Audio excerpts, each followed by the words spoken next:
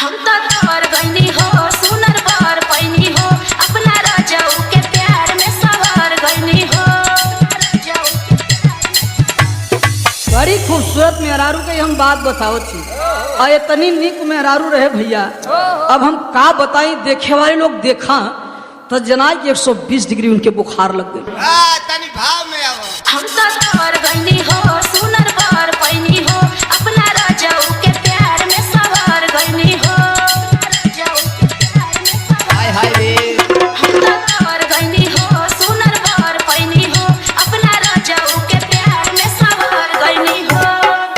एक खुशी रहे लगवर सखी पियावा दुलारे आय हाय रे सखी पियावा दुलारे आय हाय रे सखी पियावा दुलारे।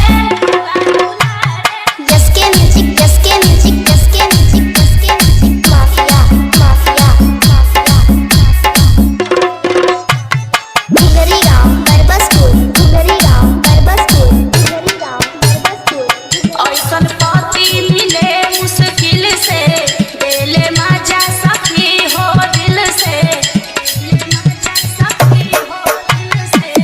ऐसन पति मिले मुश्किल से देले मजा सखी हो दिल से सेज पसिरी मन करे सेवारे सखी पियावा दुलारे आय हाय रे सखी पियावा दुलारे आय हाय रे सखी पियावा दुलारे।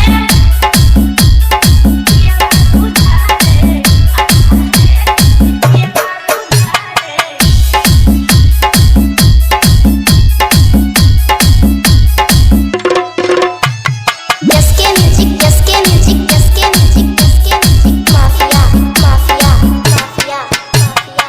सैया सचिन प्यार बरसावे कक्कर पर उ जान लुटावे सैया सनोज प्यार बरसावे कक्कर पर उ जान लुटावे। जहन कही के